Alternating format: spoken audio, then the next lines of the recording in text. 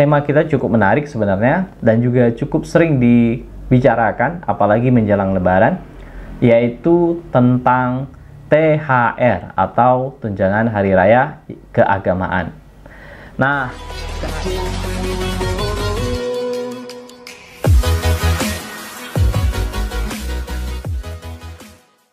Assalamualaikum warahmatullahi wabarakatuh. Halo, salam Sobat Trump. Berjumpa lagi bersama kami di Ruang Advokat Menjawab. Ruang Advokat Menjawab dihadirkan untuk menjawab atau memberikan solusi hukum terhadap berbagai masalah hukum yang terjadi di lingkungan masyarakat.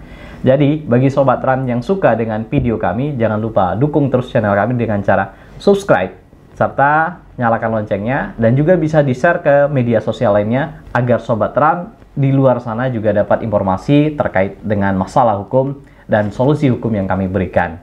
Hari ini kita akan berbagi informasi. Tema kita cukup menarik sebenarnya dan juga cukup sering dibicarakan apalagi menjelang Lebaran, yaitu tentang THR atau tunjangan hari raya keagamaan.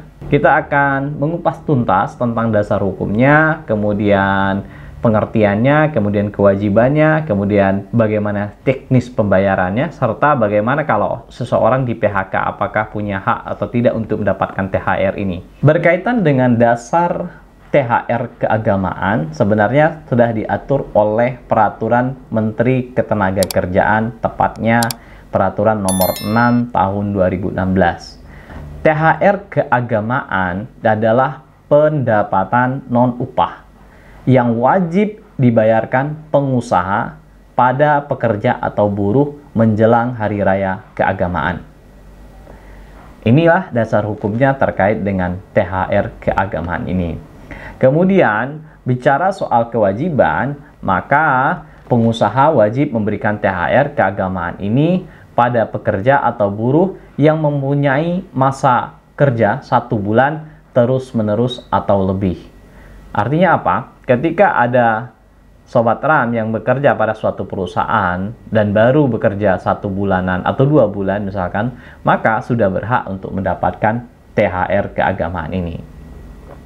Nah, berapa kali sih THR keagamaan? Karena keagamaan itu kan banyak. Ada agama Islam, Hindu, Kristen, Katolik, Buddha. Apakah setiap hari keagamaan ini dapat? Tentu tidak. Karena apa? Karena hari keagamaannya sesuai dengan hari keagamaan para pekerja atau buruh tersebut. Jadi, diberikan hanya 1 kali dalam 1 tahun. Hari raya keagamaan ini adalah Hari Raya Idul Fitri, Hari Raya Natal, Hari Raya Nyepi, Hari Raya Waisak, dan Hari Raya Imlek sesuai agama yang dianut oleh pekerja atau buruh. Pembayaran ini dibayarkan sesuai dengan hari raya keagamaan pekerja atau buruh tersebut, kecuali ditentukan lain. Nah, ditentukan lain di sini misalkan ada hal-hal yang diatur oleh pemerintah, penundaan dan segala macam, ya tentu akan mengikuti aturan tersebut. Tetapi sepanjang tidak ada ketentuan lain, maka siapapun pekerja atau buruhnya sesuai dengan agama dan perayaan hari keagamaannya, maka THR ini harus dibayarkan oleh pengusaha kepada pekerja atau buruh tersebut. Kemudian kapan pembayarannya? Untuk pembayaran THR keagamaan ini paling lama dibayarkan 7 hari sebelum hari raya keagamaannya. Misalkan hari raya Idul Fitri jatuh pada tanggal 7, maka sebelum tanggal 1 sudah dibayarkan oleh pengusaha tersebut. Terkait dengan bentuk THR ini sebenarnya sudah jelas diatur oleh peraturan ini, di mana dalam aturan ini jelaskan bahwa THR itu diberikan dalam bentuk uang rupiah. Jadi bukan barang. Banyak orang diasumsi di masyarakat kalau menerima barang itu adalah THR. Tapi sebenarnya yang diatur dalam peraturan Menteri Ketenagakerjaan ini, bentuk THR itu adalah berupa uang rupiah, seperti itu. Ada juga pertanyaan yang sering juga ditanyakan dan sangat penting sekali, kalau resign sebelum Lebaran, artinya masih dalam masa puasa seperti itu, apakah tetap mendapatkan THR? Jadi begini, pengunduran diri dan PHK itu berbeda. Jadi perlu dipahami bahwa ketika seseorang atau buruh atau pekerja yang hubungan kerjanya adalah berdasarkan PKWTT atau tetap dan terjadinya PHK oleh pengusaha terhitung 30 hari sebelum hari raya keagamaan, maka berhak mendapatkan THR tersebut.